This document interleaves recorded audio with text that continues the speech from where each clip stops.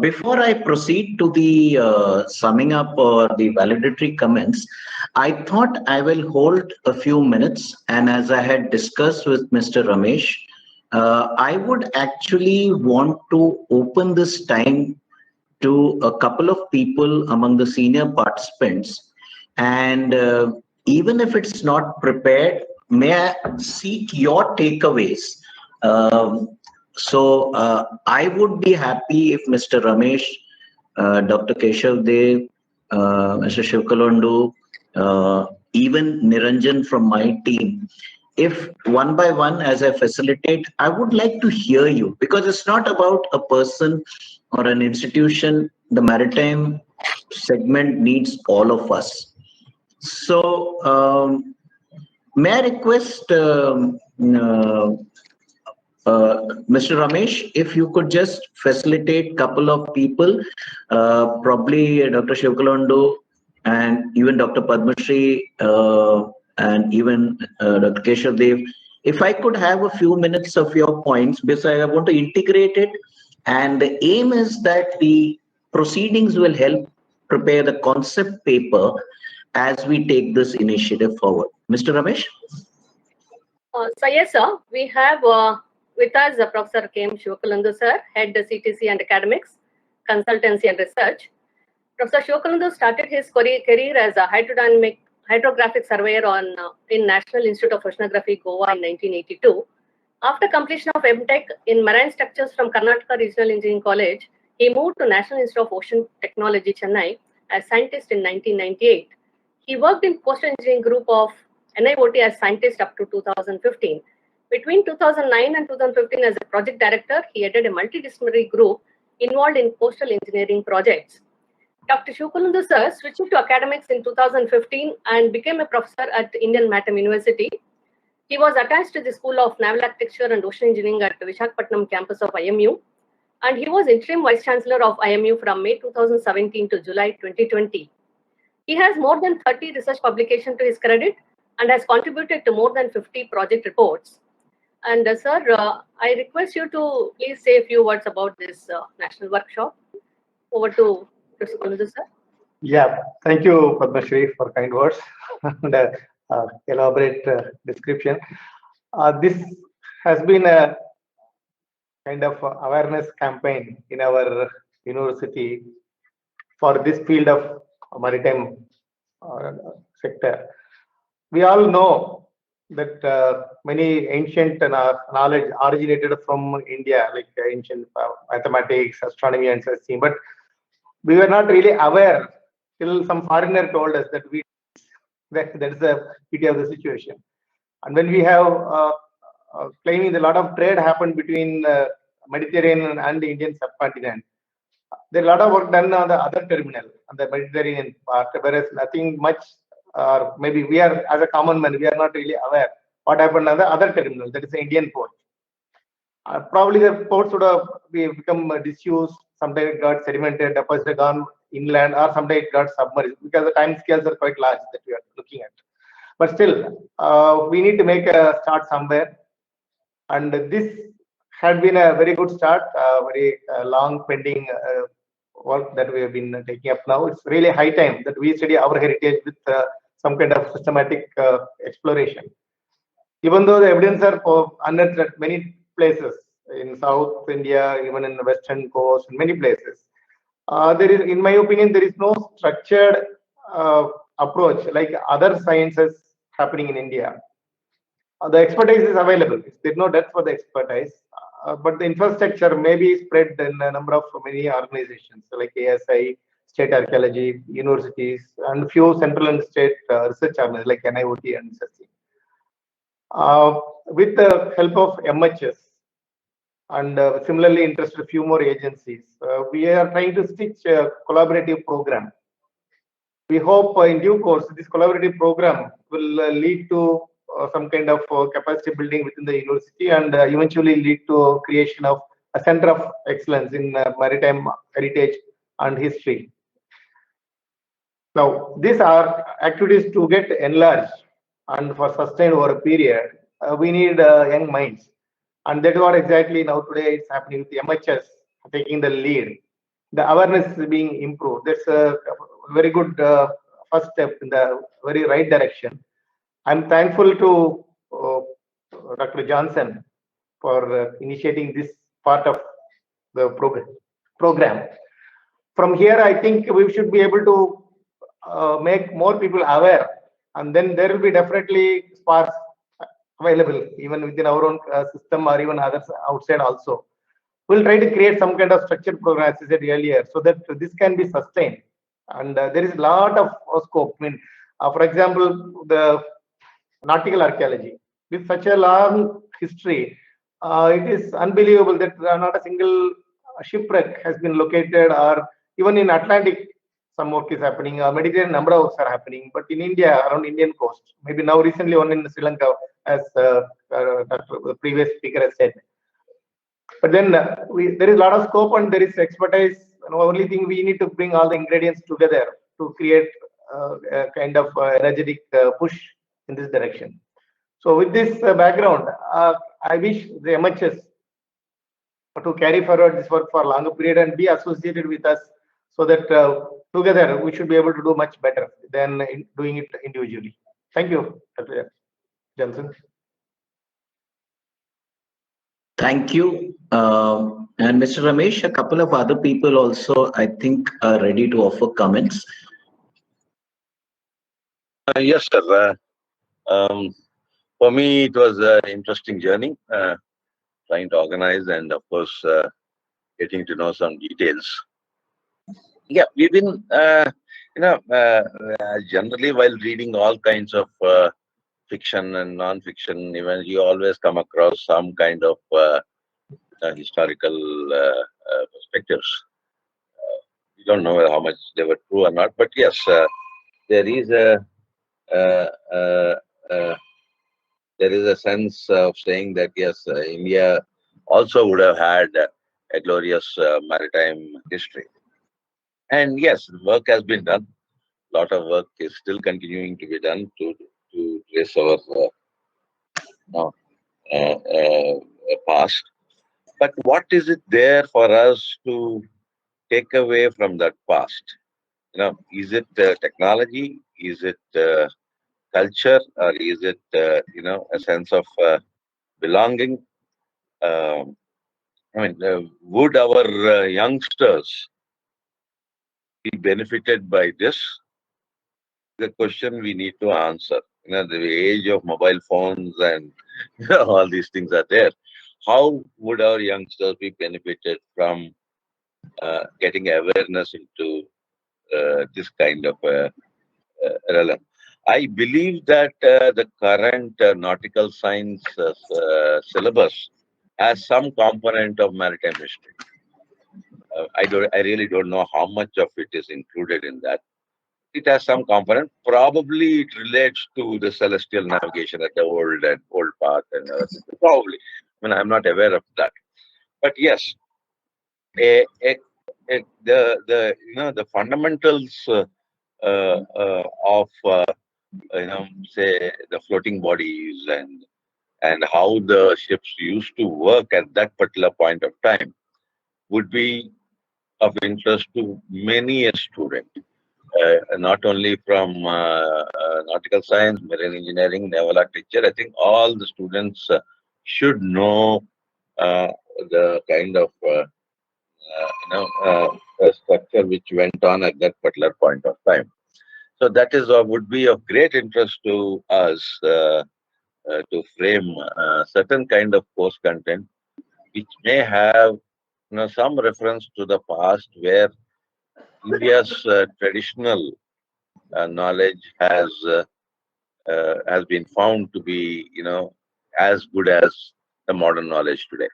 I think if that is done, then definitely we will have a great takeaway from this foundation what we have laid. Then of course the next point would be to address the course content itself, which will take some time, and definitely we will try to do that as a matter of when other faculty members have all come across and say, okay, fine, we can have a small course or an elective in our syllabus so that people can get into this kind of humanities related course, but with a lot of technical content. We're probably letting it pass. Yes. The other big takeaway would be, and if I see the future to come, when there's a very ambitious statement made by IMO saying by 2050 all shipping should be zero carbon. Now, I think I firmly believe that zero carbon shipping is literally, is a very, very high task. So I would look at the sail technology adopted by our ancient people, the sails, how they used to sail, and probably not necessarily the wooden boats, but probably with a modern hull form with traditional knowledge of sails, would actually may solve the problem. At least we should try it out in coastal shipping to see whether this would lead to a zero zero carbon shipping. And that would be a very good project, a very good challenge, combining the traditional sail technology with the modern hull form. The quantity carried also can be very less. It may be about 1,000 tons or so. It doesn't matter. The matter is to prove that we do have a solution for a zero carbon shipping. Thank you, sir. Thank you, Mr. Ramesh. Yeah, sir, I request our campus director in charge, Dr. Keshav Dev sir, to please say a few words. Thank you, Padmasri Madam, and Commodore Johnson, and Shivalandu sir, and US Ramesh sir. First of all, I am grateful to Commodore Johnson and his team for enlightening us on maritime history of India. It was really a nice experience. Actually, I am complimenting what Shivalandu sir and US Ramesh sir mentioned earlier. I wish more youngsters to come forward to explore the field of maritime history, along with IMU, along with Maritime History Society and similar-minded organizations can pave way for more and more research and academic activities in this field. That is what I am looking forward, or I am expecting. Then, while coming to the technological aspects, it's an ancient technology, how we can link with the modern technology. Let's take the case of recently I have gone through some of the CFD analysis of snake boats. In Kerala, there are snake boat races and all. Then for the CFD analysis of snake boats, we have seen. Then from the how we can using the latest technology, how we can analyze our output of our ancient technologies. We have to think in that direction. That will be more beneficial, and how the knowledge of ancient technology can be utilized in the present day. We have to think in that direction. That is what I am expecting.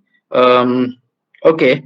Anyway, once again, I thank the Maritime History the Society and Commodore Johnson and team for this for giving or for enlightening us during last two sessions. Okay, thank you, sir. That's all. Thank you, Dr. Keshav Das. You have really stepped in and your words and your support are very meaningful. Is that all, Dr. Padmashri? I think it's 11:30, so if that is fine, then I will begin my remarks. So please go ahead, sir. You can Okay. give some of the. Yeah. Today. Thank you, scholars, eminent academics, maritime enthusiasts, friends, participants from across sectors. It's a real honor to be a part of this movement. For all the credit that is received, I have two famous quotes. It was said, "We see the stand on the shoulders of giants." A lot of people have done great work. We are who are here at this moment are just fortunate to receive the credit. So we thank the ones who have worked tirelessly beyond in all our organizations. Allow me to begin with a very short story, which is almost 39 years old. On 17th of November 1982, for the first time in my life, I arrived in the port city of Mumbai. I stayed that night along with my father in the area of Thakurdwar, and next day arrived on 18 November at Bhauchadakka, a small, what is called, then was called the New Ferry Wharf, and named after the illustrious Bhau of the Pathare community, because in the days when they were there were no jetties and the boats helped people to disembark the goods. Alongside on the New Ferry Wharf was the training ship Rajendra, and that was the start of my maritime journey.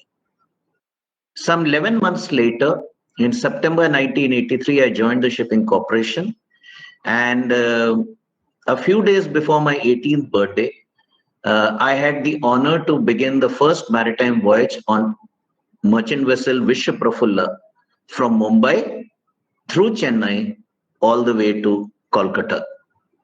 And for me, a journey which my father himself had done in the Royal Indian Navy in the 1940s was getting passed as a tradition. Now, this is not the time for a family story.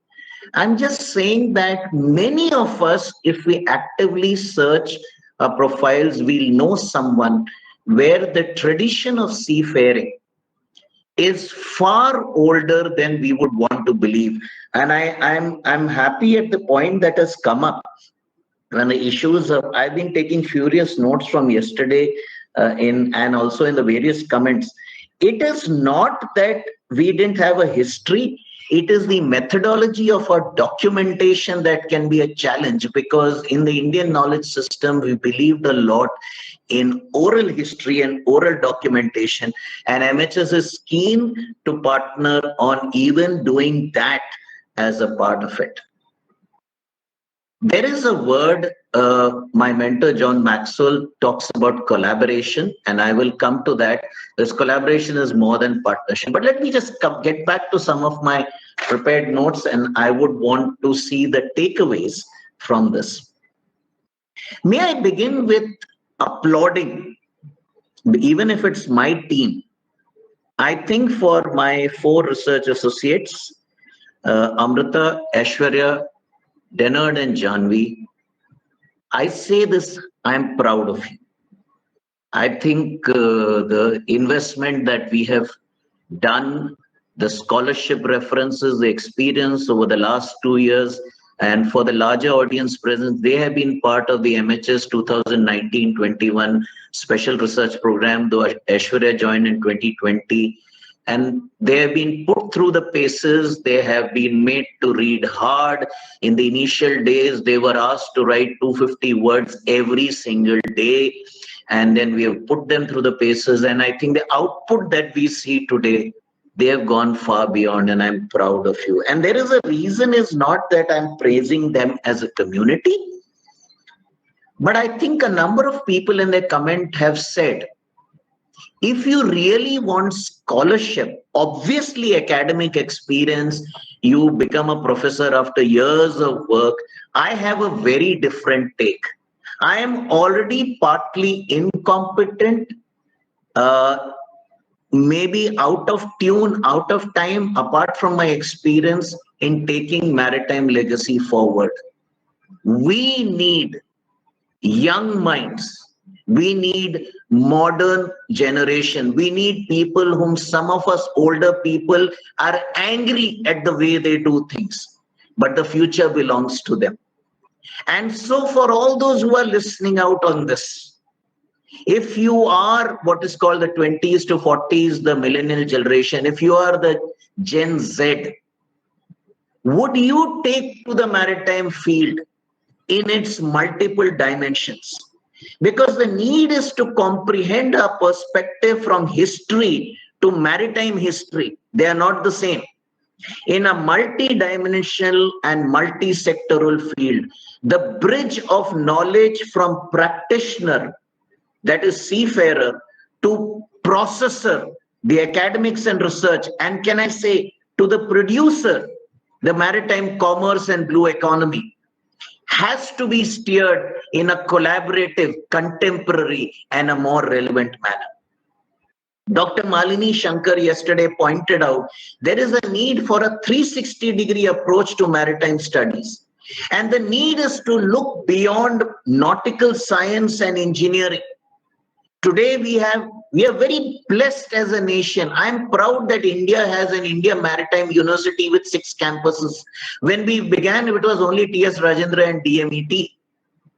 Today, we are spreading our field. When we plan maritime studies, we need to look far wider because the maritime dimension is wider and deserves it. In these 2 days, the researchers have covered topics ranging from intangible heritage of indigenous knowledge of shipbuilding to various forts and fortifications are built heritage, and a mention of underwater archaeology, which I'm going to again re-emphasize, and its importance in the maritime heritage. The day one did turn interactive, the comments, and I was so delighted to see the Honorable Vice Chancellor step back into the session, because that is the interest we need. Passion, sometimes I tell people, I wish, we have a few sane people, or rather we have more sane people among a few insane people like me, then only we will get this done. We need an inquiry into traditional practices, as just now repeated by Dr. Keshav Das, that we have to look at technological relevance of the concepts of the past and see how we can apply it today. That will be the true testimony of heritage. The questions and then comments which followed have encouraged us to build research. I have already listed a few areas of interest. Now, East Coast of India was not neglected. It is just that the case studies we brought were from here, and we will be talking about it. Even in this, Dr. Malini Shankar's experience when she was DG shipping and her trip to the Kathiawar Peninsula, to Alang, to Bhavnagar and beyond, that has to be converted into an active interest. And I know that there are people like Pawan Joshi and others who are within them nautical studies are also looking at this larger field. Let us first and foremost respect the skilled bearers of maritime knowledge and encourage them through our actions to generate that respect within themselves and the children to preserve it and take it forward as a rich heritage. This is my heritage management specialist comments given to me, and I'm happy to say it. I yesterday mentioned that when Amrita went to Mandvi to interview the boat builders and she met this Shivji Bhai, and he was concerned. He says, "Mere bacche kaise ye aage karenge?" Because there is no support. So wherever we find we need to support, even if it's not only out of economic viability, and we can find ways to make it viable, those who own this knowledge. In fact, last evening I was speaking to my friend in Chennai, Mr. D.H. Rao. He has set up with his effort, and he's collected philately. The Minister for Port, Shipping and Waterways did honor him some time back. And he was talking about the passion with which he has unearth some of this information, and we need to document it, quantify it, and take it forward. As India is progressing economically, niche areas like nautical archaeology, or rather, let me say first, the maritime underwater heritage are coming on the radar on multilateral as well as minilateral settings. Again, I'm happy with these words that have been given to me by my team. You know, the mention of maritime underwater heritage in the joint statement of the NSA level trilateral dialogue between India, Sri Lanka and Maldives. We are very happy to say MHS put the concept note which the NSA included, and that has got marine archaeology has got mentioned into the trilateral, which is largely a security arrangement. But that's the importance that the apex policymakers are giving to hitherto neglected areas of the Indian Ocean region. So when we look at shipwrecks, Dr. Ranveer Chakravarti had given a talk on shipwreck archaeology and some of the recent findings. And it is sad that though there are many shipwrecks dotting along the coast, the east coast of Sri Lanka, only one of them has really been studied. Certain countries have a conservator of shipwrecks. So there is much. And one of my adjunct scholars, Madhumati, who's also based in Chennai, had done a little study on Tranquebar. And one of the proposals we want, even if we start with a single site and investigate it in a collaborative manner using the TN State Archaeology, using IMU, all of us together, you know, we will unearth rich nuggets and we will be able to add to the body of knowledge. Even if in underwater cultural heritage, the UN convention is only of 2001. India has not yet ratified, but we believe in the principles. In 2020, we had a combined workshop with the UNESCO Culture Office in New Delhi and National Maritime Foundation, and some of the steps were initiated. With this collaboration, we believe nautical archaeology, or you can call it marine archaeology, it has many facets. It has coastal components. Dipesh is talking about coastal, heritage, coastal structures, the coastal geography. How can you study maritime heritage without studying geography? And then go to near coast, then go to the archipelagic waters. They are rich in treasure. The UN defines underwater cultural heritage in a much shorter span, while archaeology defines it 100 years. In underwater cultural heritage, it can be even reduced to 40 years because the deterioration is faster underwater. So this is one of the areas we will find what could not succeed in Project Mawsum. If we take this underwater cultural heritage common, we can definitely take it further. I was very delighted, as I'm always, when I pushed Dennard to include monsoon in content, and he did such a wonderful job. Too often we've been fed with the narrative that the Arabs found monsoons and Ptolemy wrote about it and Pericles kind of it. Ladies and gentlemen, Indians use the monsoon winds in the Indian Ocean region, whether it is the Kalingans who use Kartik Purnima to sail out and begin the journey to Bali, whether it is the Gujarati Malams who used it, whether it's the ones from the Malabar coast, both the southeast monsoon and the southwest monsoon and the northeast monsoons, both have been used. It is recorded by the Arabs and by the Romans, so they take the credit.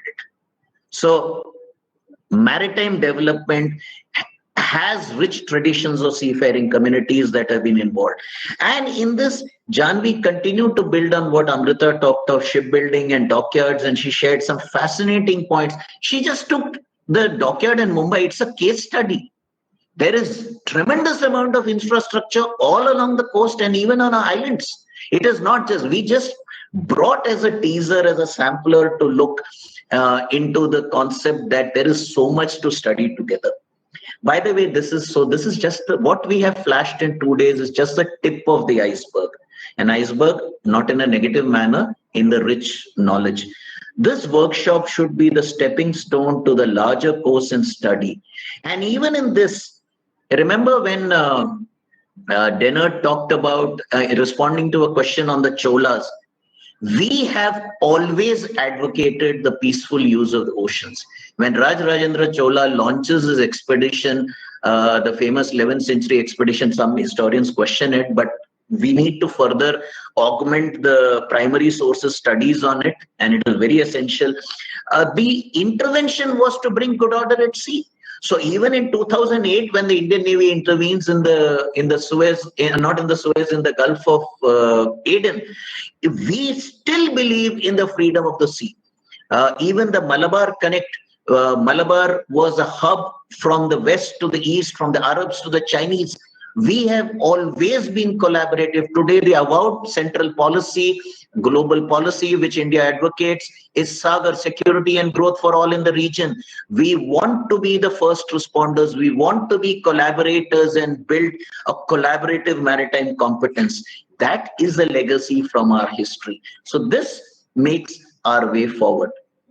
I want to propose some of the takeaways that I have from this towards the concept paper is, first, can we call this initiative, and this is open to debate, I have given a phrase called INUCH, INUC, which is Indian Nautical and Underwater Cultural Heritage.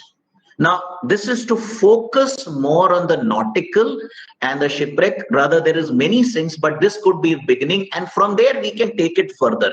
But that doesn't restrict. It's just the initiative. Maybe we can launch a project, Indian Nautical and Underwater Cultural Heritage, in a collaborative manner, which I will talk a little more. Some of the areas to start with: can we look at a shipwreck site of Tamil Nadu, Pondicherry, and later of the Konkan coast, and then of course the classical sites of East Coast, in which we can bring up the stakeholders together. Secondly, can we look to examine the shipbuilding heritage, specifically a technological study, a mathematical modeling, with building a relationship with the practitioners in Gujarat, in Bepur, in Thoothukudi, in along the more northern Tamil coast, some of the Kalingan areas. And though a lot of current day methods have evolved, but the art, before it is lost, some of these older skilled craftsmen, let us give them, like the Handicrafts Association, give them a authenticity where they are allowed to develop. Of course, safety factors can be built in. Technology allows you to have safety factors. Let us give them a standard, a technical standard for their craft, so that the craft is preserved, but the technical examination can do. That's the best integration of heritage and modernity for the future. Thirdly, can we look at maritime community practices of coastal regions, the deltaic region of the Sundarbans, the Kaling coast, the Coromandel southern part, the Malabar traditions, what further has been found, the Konkan coast, and the Kutch and Kathiawar. And can we have local based studies? Young scholars spend time, COVID situations notwithstanding, and when that gets eased, and pick up these practices and document it, contextualize it with coastal geography, contextualize it with current practice and economic viability. Be careful, while we will be tourism oriented, that we also manage a balance between development and heritage. Fourthly, port towns of ancient India and their connectivity across Indian Ocean. Arakamedu was mentioned, Supara was mentioned, Lothal was mentioned, the Kaling coast was mentioned, which has many such sites, and can we use that? Fifthly, can we take at the lighthouse sites, both historical and modern? And a lot of work has been done. The DG lighthouses and light vessels is a part of this. The minister himself has highlighted. Mr. D.H. Rao has done some work on the East Coast, and these are my proposed 5 segments of study. And in this, these are my guidelines. The first is, we need to do a knowledge integration using technical and data science, data tools that we have today. It is not that we have lack of knowledge. It is that it is hidden in 20 places. So can we not continue to moan about a lack of documentation? We need to invest, maybe IMU as a hub, along with collaborative agencies. We work together create a knowledge integration initiative. For example, Google goes very great, but Zoho, an Indian-based, Chennai-based work, has really throwing a great challenge, and we are on the Zoho platform. We have enough skill sets and knowledge in India who can pick up the strands of knowledge and integrate it in a very wonderful manner. And that's one of the first. Of course, early next month, we will be having a stakeholders meeting. And before that, we hope to put the concept paper, the approach paper. People could always write to us and we'll add some of that part of it. You know, before we do syllabus tweaking, people are already working very hard and studying. We don't have to add them. We have to pick a few bits here and there. The other component is today we have done a one-of-a-kind workshop. Can we examine with the ministry's guidance, with other stakeholders, with the ports, with the shipbuilding industry, with contribution, maybe launch a special purpose vehicle or a Section 8 company for maritime knowledge collaboration? And we bring stakeholders, we bring people who are there, then CSR funds can come, because any maritime study, shipwreck studies, nautical studies is expensive. So with this preliminary workshop, I hope later, yes, based on the COVID situation, maybe later next month or by June, we should be able to have a full-fledged certificate course coordinated by IMU, but collaborated by the partners. At MHS, we are more than happy to listen to ideas and integrator. I am reaching my 40th year. In the 39th year, I will officially retire from my uniformed service. But as I said, you know, knowledge is a place you never retire. My life is committed, and many of the people here are committed to making this forward. I will be happy to provide any methodology.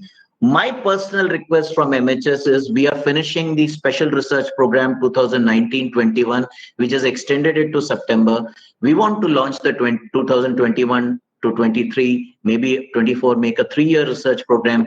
We need your support, you need your funding. We need accreditation and recognition. We will, even without recognition, like the 4 scholars have done well, a team of young scholars, my standards are very high, will push you hard, but you know, young minds need to work on this, and you will bring contemporary understanding instead of old fogies like me talking for so long. So thank you, friends. Thank you, IMU. Thank you for all the collaborating agents. Special thanks to the ministry patronage. I thank Honorable Vice Chancellor Dr. Malini Shankar, a good friend and always an encourager. Thank you for Shivkalando sir for your tremendous experience which you bring in here. Dr. Keshav Das, Ramesh, Padma Shri, all the team, and for everyone. But I am not doing the vote of thanks, and I will hand this time back to Dr. Padma Shri. Thank you so much. It's been an honor for us. Thank you very, very much, sir, for summing up the event. It was really very interesting, and you threw light on various ideas and future course of action that should be looked into in a deeper way. Thank you so much. So now we move on to the last part of the workshop, vote of thanks. First and foremost, I thank the Director, Maritime History Society, for obliging our request in conducting this workshop. I thank the entire team at MHS and at IMU, particularly Mr. U.S. Ramesh sir. I thank our Vice Chancellor Madam for having raised this occasion, and my heartfelt thanks to all the speakers, Ms. Amruta Thalevadkar, Ms. Aishwarya Devasthali, Mr. Janard H. D'Souza, and Janvi Lokigaonkar for their valuable and excellent contribution. And I am sure it has etched interest in our students. I thank our campus director for giving us permission to host this event. And I thank all the participants and delegates from IMU and other organizations for participating in the 2-day national workshop. Thank you one and all. Now we'll be displaying the feedback link for the participants to please fill it up and submit. So Mr. Shripath, can you please provide the link? Madam, I think special thanks goes to Shripath and his team. Yeah. For their excellent platform. Yeah.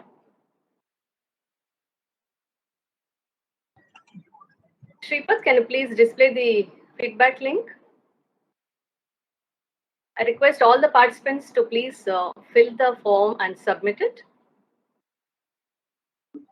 Dr. Padmashri, may I request for the speakers and the senior mentors to just maybe for a minute Yes, switch on their camera, on the camera and come on. We can't take group photo, but we can always take screenshots. So Yes, it will be great to have everyone. I request all the speakers to please join in. Professor Shivakalando sir, Keshav sir, all the speakers, please join in.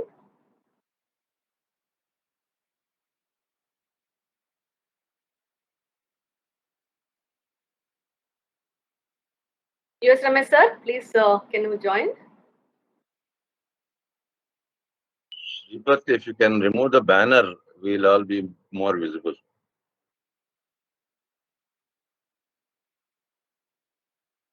I hope Amrita and Aishwarya are here. Otherwise, someone can. Yeah, Amrita is there.